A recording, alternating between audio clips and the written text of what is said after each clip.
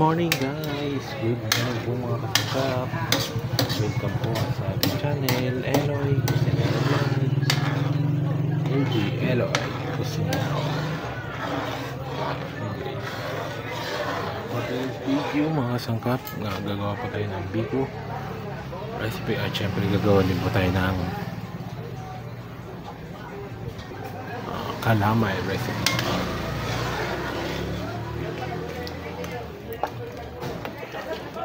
So, syempre, ingredients natin, malagkit na bigas, asukal, at syempre yung gata po natin mga kasangkap na nagkakalaga ng 150.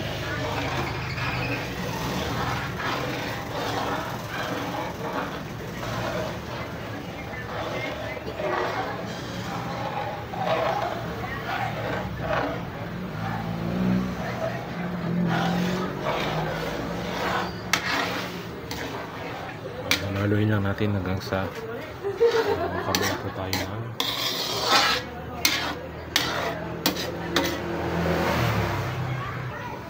latik. Nagawa po tayo ng latik, pan-toppings natin sa ating kalamay at syempre yung kalahati sa biko naman.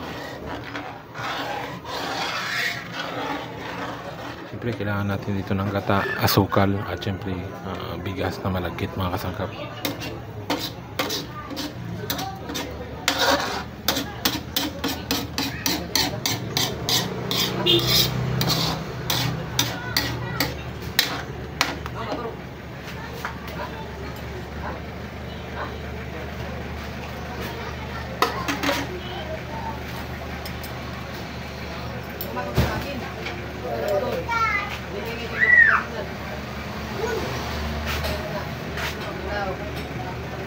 So yun guys, dito tayo sa kabilang kaldero kung saan nagluto na tayo dito ng malagkit.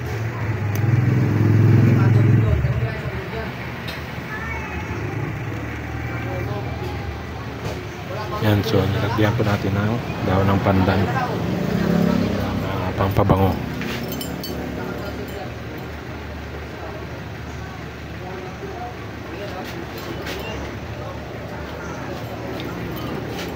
So wait na lang natin yan naman.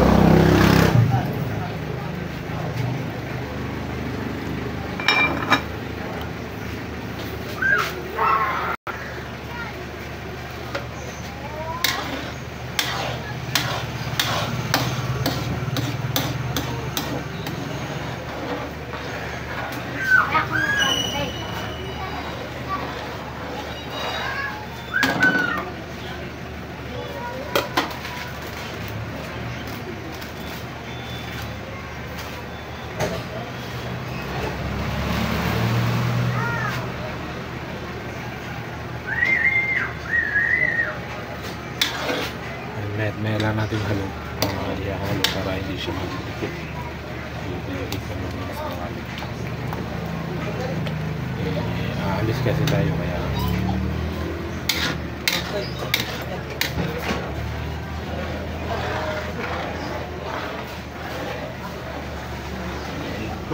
ito ka.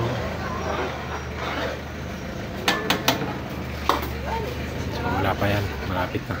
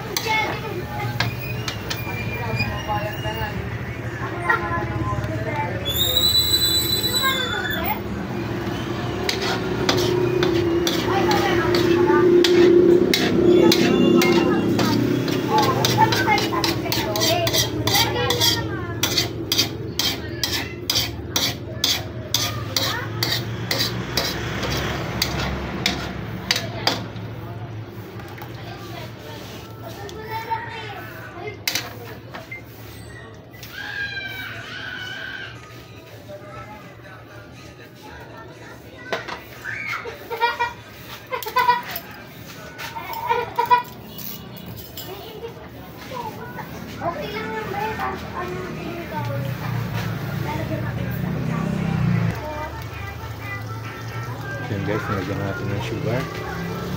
Tingnan mga kasangkap.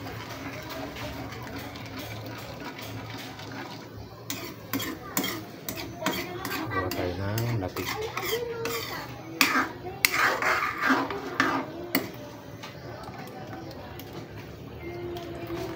So patunawin mo natin yung asukal, yung sugar.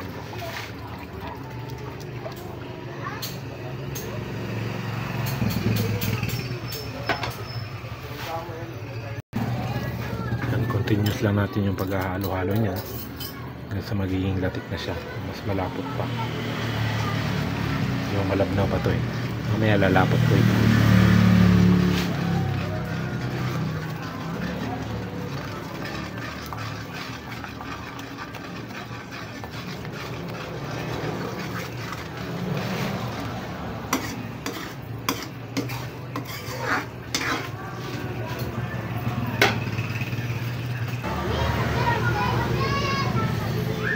Guys, malapit na to sa katotohanan. So malapot na po yung ating kalamay. Malapot na mga kasangkap yung ating kalamay.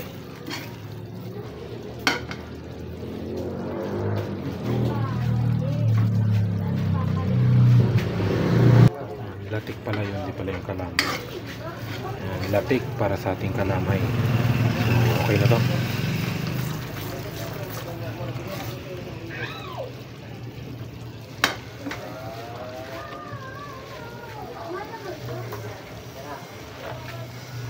Handa na natin yan yung ating malagkit na sinaing. So ayan na yung ating malagkit guys na sinaing. Kunin na natin yung pampabango. Ito po yung tinatawag na pandan, para mabango po yung inyong biko at syempre ang inyong kalamay. So tatanggalin na muna natin yung mga daon-daon na to.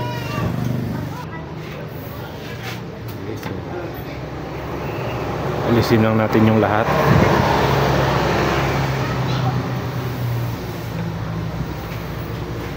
Pampabango kasi yan,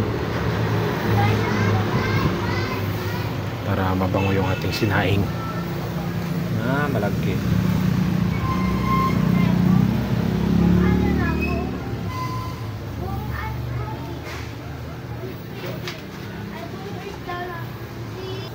Yan, so ngayon nilagay na natin dito sa ating lagayan at ipa-flat natin para ibuhos natin dito yung ginawa nating latik para maging kalamay na siya.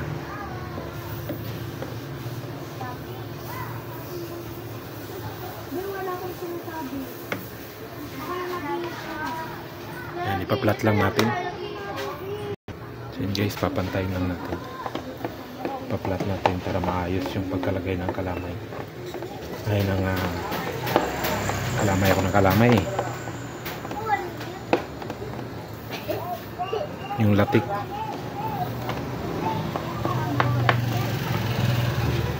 para ma-distribute natin na maayos yung latik.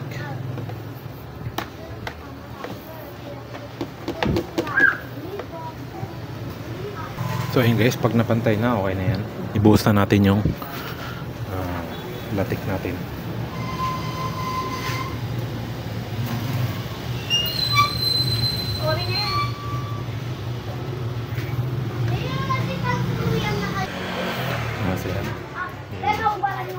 I-distribute na natin yan ng maayos para malagyan lahat. Spread out. Ikakalat natin yan mga katangkap.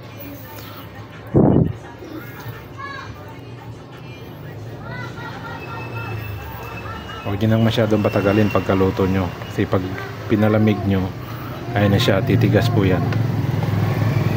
Titigas. So yan guys, at nakagawa na tayo ng kalamay. Wow, sarap. Guys, nakagawa na tayo ngayon ng kalamay. Ang gagawin natin dito, papalamigin na natin para ready to slice na pag malamig na po siya. So yun mga kasangkap, sa ating pagpatuloy, gagawa ulit tayo ng panibagong latik. At syempre bago yun, tatanggalin muna natin, papalabasin muna natin yung mantika nitong ating latik.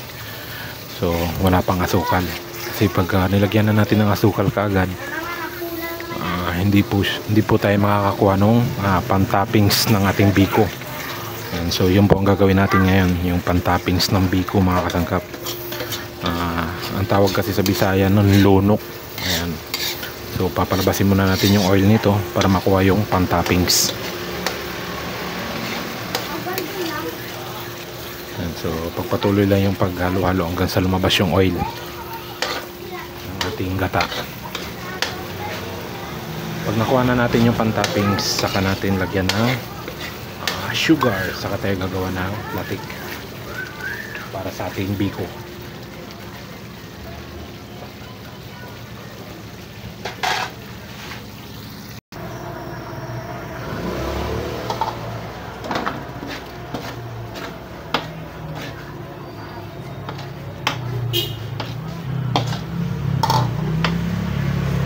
So ayun na yung ating sinaing na malagkit mga kasangkap para sa ating biko.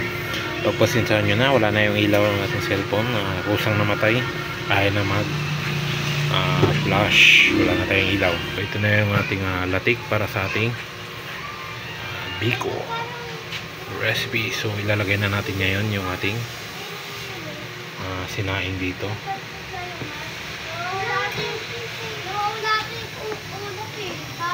Haluin na natin yan.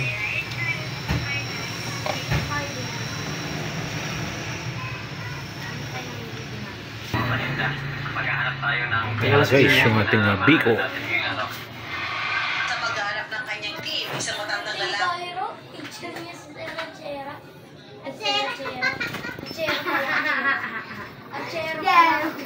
At yung ating kalamay.